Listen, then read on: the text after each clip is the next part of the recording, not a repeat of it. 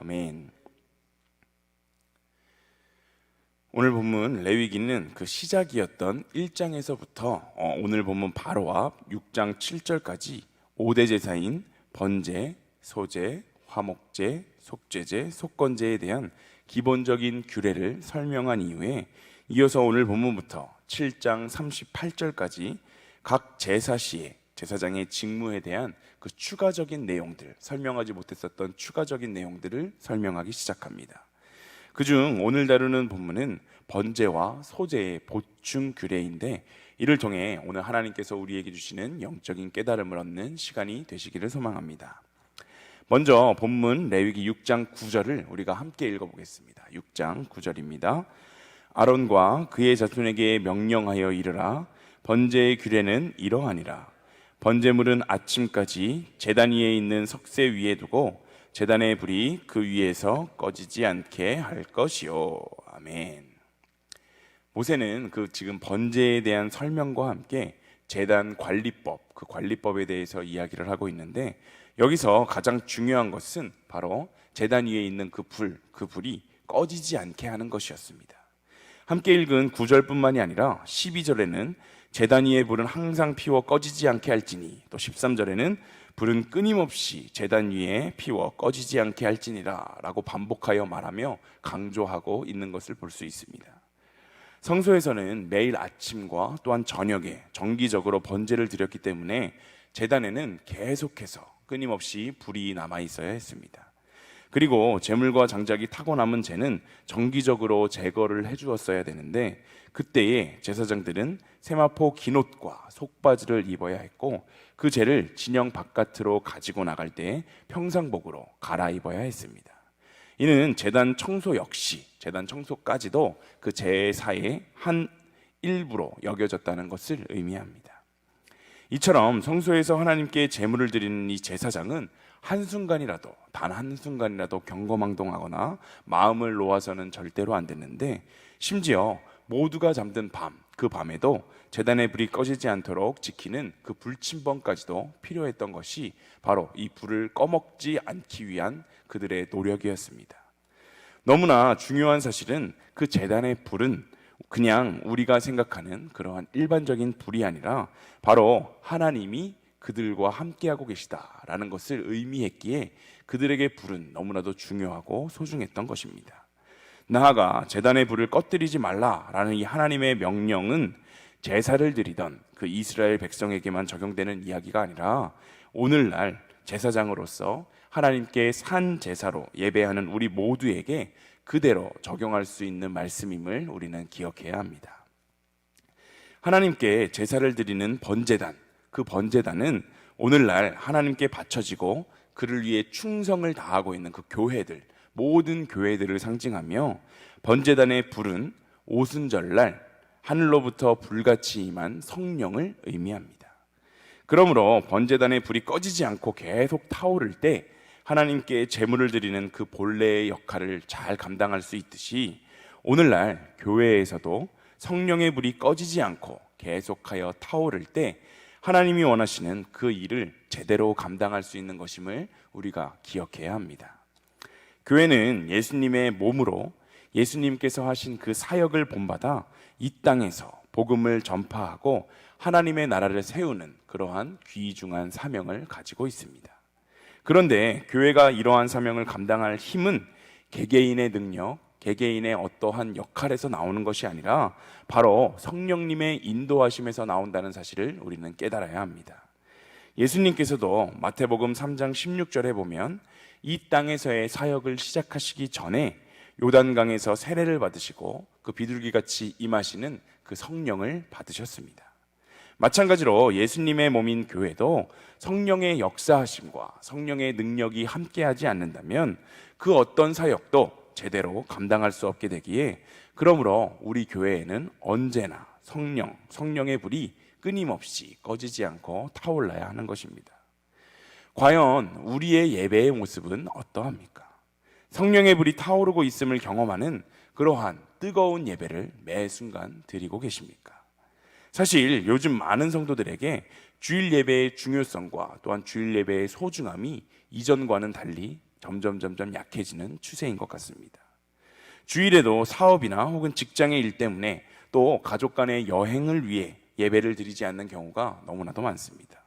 반대로 예배의 자리에는 빠지지 않고 열심히 나옴에도 불구하고 여전히 하나님께 드리는 기도에는 응답이 없고 삶에 하나님의 은혜와 이끄심이 전혀 느껴지지 않는 것 같은 성도들도 너무나도 많습니다. 왜 이러한 일들이 일어나는 것일까요? 그것은 우리의 예배가 성령의 불로서 뜨겁게 타오르고 있지 않기 때문입니다. 찬양 사역자인 장종택 목사님이 쓴 영적 외도하는 예배자라는 책에 이러한 이야기가 실려 있습니다. 장종택 목사님은 긴 여름방학 동안에 아이들과 시간을 보냈을 그 아내에게 미안한 마음이 들어서 어느 날 저녁 그 아내에게만 집중하는 시간을 갖고자 마음을 먹었습니다. 그래서 퇴근해서 집에 돌아와서 계획했던 대로 아내와 시원한 커피를 놓고 대화를 나누기 시작했는데 그 시간을 방해하는 문자들이 계속 오기 시작했습니다. 사역문의, 또 초청한 교회에서 본문과 설교 제목, 또 포스터에 들어갈 프로필과 사진 등을 부탁하는 그러한 연락이었습니다. 장 목사님은 아내가 눈치채지 못하도록 핸드폰을 식탁 밑으로 내려서 한 손으로 살짝 답장 문자를 보냈는데 그때 벽에 걸린 그 거울을 통해 자신의 모습을 보게 되었다고 합니다. 그 얼굴은 아내와 마주하며 이야기를 듣는 척 고개는 끄덕이고 있지만 실상 마음은 핸드폰 문자에 모두 빼앗겨서 정신적인 외도를 하고 있는 모습, 자신의 모습을 보았다고 합니다. 이러한 모습을 통해 주일 예배에 참석하는 그 성도들의 모습을 돌아보는 시간을 갖게 되었는데 예배의 주체인 하나님이 임재하는 그 시간, 과연 우리는 온전히 그분께 집중하여 말씀을 듣고 찬양하며 정말 친밀하게 소통을 하고 있는가 돌아보게 되었다고 합니다. 그러다 예배의 실상은 예배 끝나면 어떤 부서 모임에 참석을 해야 되고 또 우리가 예배가 끝나면 무엇을 준비해야 되고 오늘 먹을 저녁거리는 어디에 가서 무엇을 사야 하며 이러한 등등 내 삶의 많은 일들로 머리와 마음이 어지러운 상태로 예배를 드린다는 것을 발견하게 되었습니다.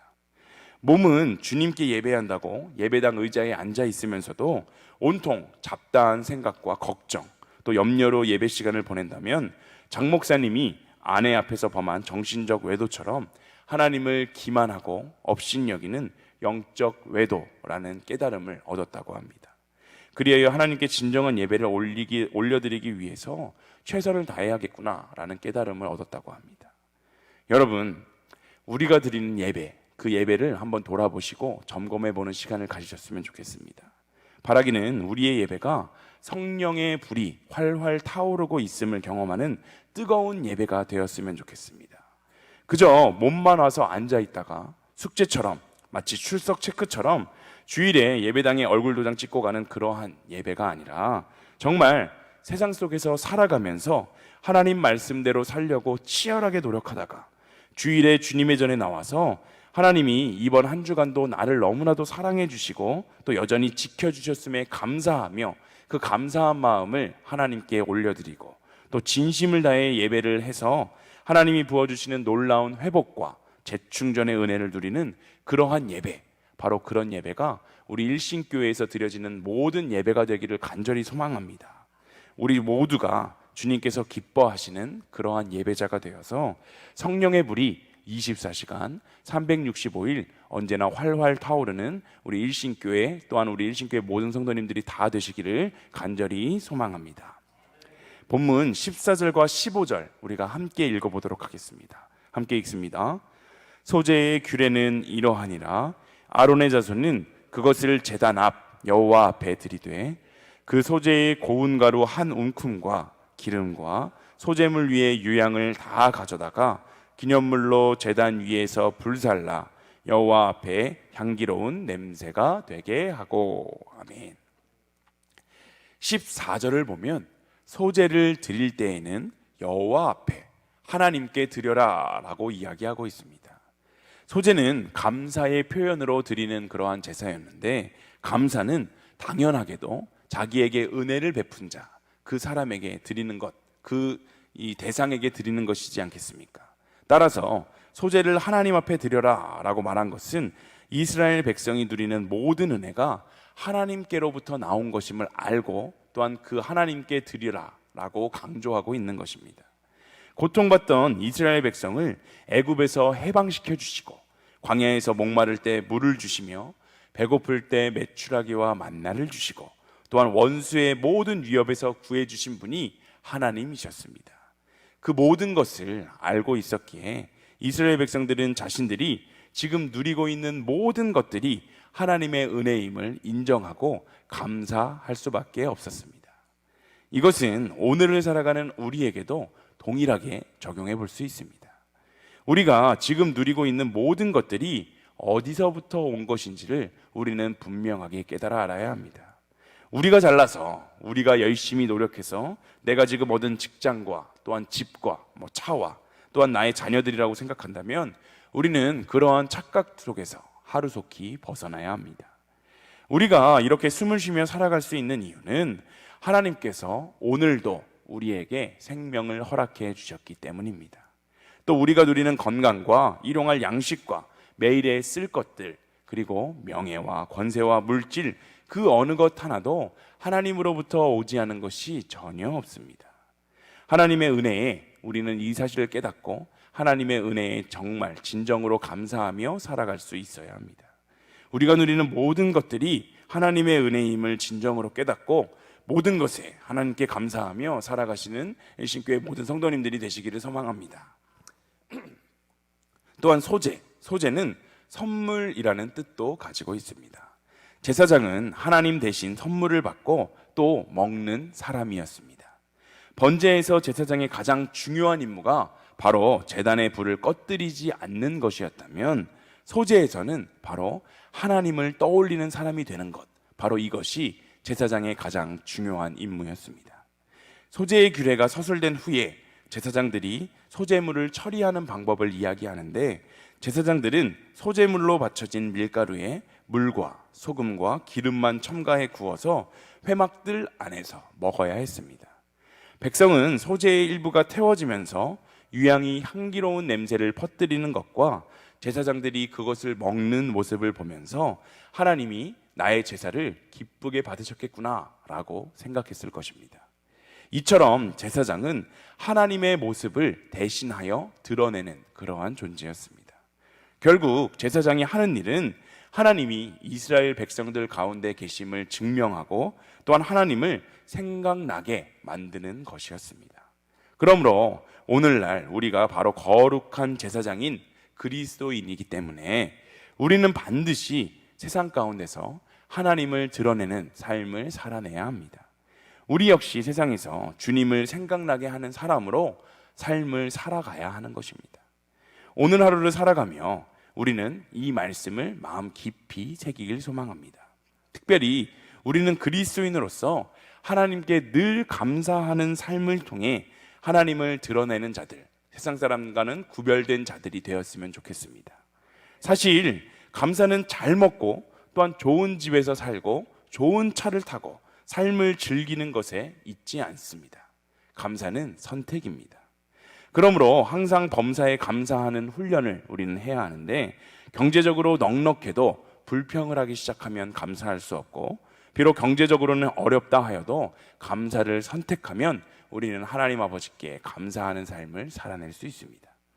주어진 현실 속에서 감사의 조건을 발견하면 우리는 언제나 아름다운 세상에 나를 살게 하신 그 하나님 아버지께 감사한 마음으로 삶을 살아갈 수 있습니다. 그리스도인들의 삶의 가장 중요한 목적은 주님이 주신 것으로 주님을 기쁘시게 하고 주님의 뜻과 고민을 가슴에 품고 주님을 기쁘시게 해드리는 것입니다. 그처럼 주님이 기뻐하시는 일 중에서도 가장 기뻐하시는 것, 바로 진실한 감사임을 우리가 기억하고 오늘 하루도 세상 사람들처럼 소유로 인해 감사하고 기뻐하고 행복해하는 삶이 아니라 우리의 존재 자체로 기뻐하고 행복해하는 삶을 살아내시며, 또한 매 순간 범사의 감사함을 통해서 하나님이 기뻐하는 삶을 살아내시는 일신교회의 모든 성도님들이 다 되시기를 간절히 소망합니다.